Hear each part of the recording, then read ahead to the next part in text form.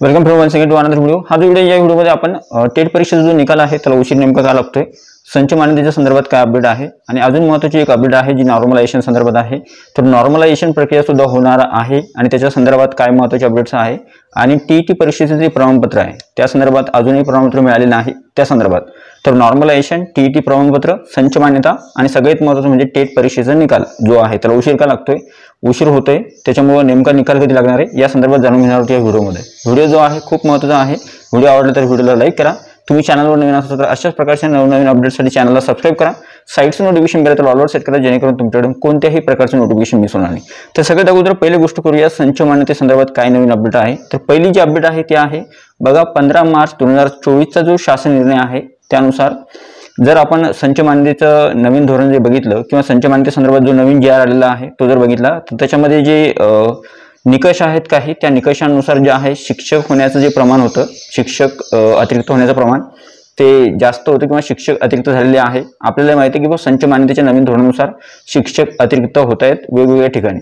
आता हे जे शिक्षक अतिरिक्त झालेले आहेत त्यानंतर शिक्षकांची जी बदली प्रक्रिया आहे ती सुद्धा खूप महत्त्वाची आहे, कारण की शिक्षक अतिरिक्त झाल्यानंतर त्यांचं अगोदर समायोजन करणं, समायोजनादरम्यान जे आहे बदली प्रक्रिया सुद्धा राबवण्यात येणार होती। आता त्या संदर्भात काय झालं होतं की काही याचिकाकर्ते जे होते त्यांनी काय केलं, कोर्टामध्ये पिटिशन किंवा कोर्टामध्ये एक याचिका दाखल केली संच मान्यते धोरणासंदर्भातच आणि त्या संच मान्यते धोरणासंदर्भात जी याचिका होती कोर्टामध्ये तिची सुनावणी जी आहे कालच्या तारखेमध्ये 21 जुलै 2025 ला जी आहे ती झालेली आहे। कोर्टाने आदेश काय दिला ते सांगतो। कोर्टाने जे आहे आतापर्यंत जे काही गोष्टी झालेल्या आहे ऍक्च्युली त्या गोष्टीवर सद्यस्थितीमध्ये तरी कोर्टाने असं सांगितलं की ज्या गोष्टी सद्यस्थितीमध्ये जशा आहेत तशाच ठेवाव्या, ॲज इट इज जशा आहेत तशाच राहतील। जोपर्यंत कोर्टाची पुढील सुनावणी होणार नाही तोपर्यंत संच मान्यतेच्या धोरणाविषयी जे किंवा संच मान्यतेविषयी बदली प्रक्रिया असेल त्याविषयी आणि बाकी सगळ्या गोष्टींबद्दल जे आहे सद्यस्थितीमध्ये तात्पुरते त्याला असं म्हणू शकतो आपण की स्थगिती जी आहे दिलेली आहे, कारण की काही गोष्टी ज्या आहेत जशाच्या तशा ठेवायच्या सांगितलेल्या आहेत जोपर्यंत पुढची जी सुनावणी आहे कोर्टाची ती होणार नाही तोपर्यंत। आता नेमकं काय आहे पुढची सुनावणी जी आहे ती कधी होणार आहे, तर पुढची सुनावणी लगेच 2-4 दिवसामध्ये म्हणजे 25 तारखेला जी आहे 25 जुलै 2025 ला संच मान्यते संदर्भात जी याचिका आहे त्या संदर्भात सुनावणी होणार आहे। त्यानंतर आपल्याला कळेल की संच मान्यते नेमकं तुम्हालाही माहिती की संच मान्यतेची जी याचिका आहे ती किती महत्त्वाची आहे, कारण की जागा ज्या येणार आहे टेट परीक्षा क्रमांक 3 साठी तर त्याची मदत संच मान्यते म्हणजे जागा येण्यासाठी संच मान्यतेच्या याचिकेचा निकाल येणं खूप आवश्यक आहे। तो जर निकाल चांगला आला तर त्यावेळेस मात्र जागा जास्तीत जास्त येऊ शकतात पवित्र पोर्टलवर।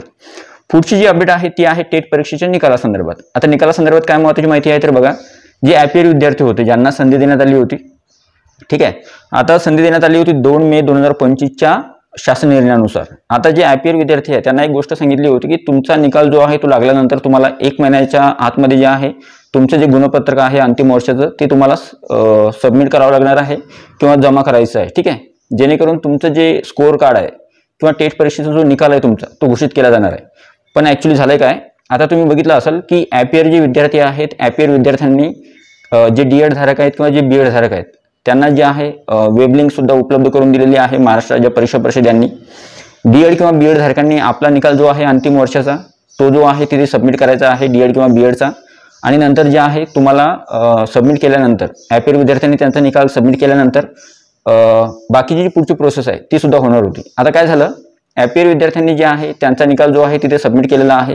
आता टेट परीक्षेच्या निकालासंदर्भात सांगतो तुम्हाला। टेट परीक्षेचा निकाल बघा काय आहे, ॲक्च्युली ॲपियर विद्यार्थ्यांना संधी दिल्यामुळं आणि ॲपियर विद्यार्थ्यांच्या निकालाचं जे कामकाज आहे तेच सुरू असल्यामुळं सद्यस्थितीमध्ये जरी जे आहे टेट परीक्षेचा निकाल त्या संदर्भात महत्त्वाची अपडेट अशी आहे की सद्यस्थितीमध्ये ॲपियर विद्यार्थ्यांच्या याचं कामकाज जे आहे सद्यस्थितीमध्ये सुरू आहे।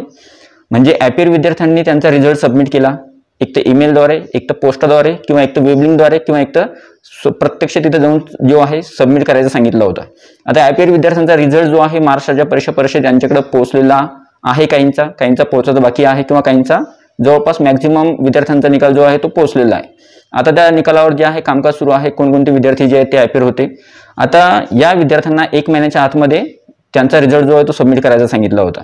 जर काही विद्यार्थ्यांचा निकाल 1 महिन्यापेक्षा जास्त झाला असेल कालावधी तर त्यावेळेस मात्र त्यांचा निकाल लावला जाणार का याबद्दल प्रश्नचिन्ह आहे, तो आपल्याला येणाऱ्या काळामध्ये कळेल या गोष्टीचं उत्तर। दुसरं जी महत्त्वाची गोष्ट आहे ती आहे ॲपियर विद्यार्थ्यांच्या याचं कामकाज म्हणजे जे काही त्यांनी पासिंग केलेलं आहे जर पास झाले असतील त्या अंतिम वर्षामध्ये डीएड किंवा बीएड मध्ये तर त्यांचा निकाल जो आहे तो घोषित केला जाणार आहे. आणि जर तुम्ही फेल झाले असाल तर त्यावेळेस तुमचा निकाल तर घोषित केला जाईल, पण त्यावेळेस तुम्हाला मात्र पवित्र पोर्टलवर संधी नसणार आहे, कारण की तुम्ही तिथे ॲपियर म्हणून नमूद केलं होतं आणि नंतर तुम्ही जर उत्तीर्ण नसाल तर त्यावेळेस मात्र तुम्हाला पवित्र पोर्टल रजिस्ट्रेशन करताना अडचण येऊ शकते. आता सगळ्यात महत्त्वाचं यांच्या कामकाजाचं काम म्हणजे ॲपियर विद्यार्थ्यांच्या जे अंतिम वर्षातलं त्यांनी जे काही डेटा जो आहे सबमिट केलेला आहे, मार्कशीट असेल, गुणपत्रक असेल किंवा काही, तर त्यांची मार्कशीट किंवा गुणपत्रक तपासले जात आहेत सद्यस्थितीमध्ये, त्याच्या संदर्भातच कामकाज सुरू आहे. आणि ॲक्च्युली या गोष्टीवरून असं एक दिसतं महत्त्वाची गोष्ट म्हणजे ॲपियर विद्यार्थ्यांच्या निकालाचं कामकाजवर काम सुरू आहे, पण त्यासोबत महाराष्ट्र राज्य परीक्षा परिषदेकडे IBPSनं ज्यावेळेस रिझल्ट जो आहे दिलेला आहे तर तो ॲक्च्युअलमध्ये असा असू शकतं, मे बी पॉसिबिलिटी सांगतोय आपण, की हा जो निकाल आहे तो पूर्ण जो आहे कॉमन लिस्ट एक दिलेली आहे महाराष्ट्र राज्य परीक्षा परिषद यांच्याकडे, त्याच्यामध्ये सगळ्यांचा निकाल म्हणजे आतापर्यंत जेवढे 2,11,308 विद्यार्थी होते त्या सगळ्यांचा निकाल जो आहे महाराष्ट्र राज्य परीक्षा परिषद यांच्याकडे आलेला आहे. त्या संदर्भात त्यांचं कामकाज सुरू आहे. ॲपियर विद्यार्थ्यांचा सुद्धा त्यांना निकाल लावायचा आहे. हा निकाल एकत्रित लावण्याचा शक्यतो त्यांचा अंदाज दिसतोय, जेणेकरून म्हणजे ॲपियर विद्यार्थ्यांचा सुद्धा आणि बाकीच्या उमेदवारांचा सुद्धा जो आहे एकत्रितच निकाल जो आहे तो लावण्याच्या मार्गावर जे आहेत सद्यस्थितीमध्ये महाराष्ट्र राज्य परीक्षा परिषद दिसते सद्यस्थितीमध्ये.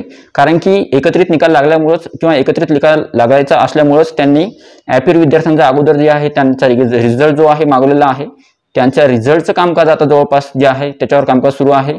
आणि टेट परीक्षेचा निकाल जो आहे तो कधी नेमका लागू शकतो तर त्या संदर्भात महत्त्वाची अपडेट अशी आली आहे की याचं कामकाज जे आहे आता या आठवड्यामध्ये जे आहे म्हणजे सद्यस्थितीमध्ये कामकाज सुरू आहे, या आठवड्यामध्ये जर पूर्ण झालं तर या आठवड्यामध्ये हा निकाल लागू शकतो किंवा मग येणाऱ्या पुढच्या आठवड्यामध्ये जे आहे त्यांनी असं सांगितलं, अपडेट जी आलेली आहे त्यानुसार कामकाजाचं म्हणजे रिझल्टचं कामकाज सद्यस्थितीमध्ये सुरू आहे. त्या संदर्भात तुम्हाला या आठवड्यामध्ये किंवा पुढच्या आठवड्यामध्ये तुम्हाला टेट परीक्षेचा निकाल पाहायला मिळू शकतो, अशा प्रकारचं उत्तर जे आलेलं आहे. तर आता जे आहे दुसरी महत्त्वाची गोष्ट जी आहे ती आहे, तुम्हाला निकालासंदर्भात माहिती कळाली असेल की निकाल कधी लागणार आहे. आता दुसरी महत्त्वाची गोष्ट आहे ती आहे नॉर्मलायझेशनची.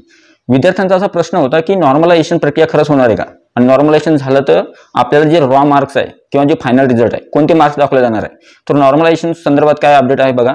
नॉर्मलायझेशन यावेळेस या परीक्षेमध्ये होणार आहे. नॉर्मलायझेशनच्या अगोदरचे मार्क्स जे होते ते आणि नॉर्मलायझेशन नंतरचे मार्क्स शक्यतो आपल्याला दाखवले जाणार नाही. आपल्याला जो आहे फायनल रिझल्ट किंवा फायनल मार्क्स जे आहेत ते शक्यतो डिस्प्ले होऊ शकतात आपल्यासमोर किंवा तेच आपल्याला दाखवले जाऊ शकतात.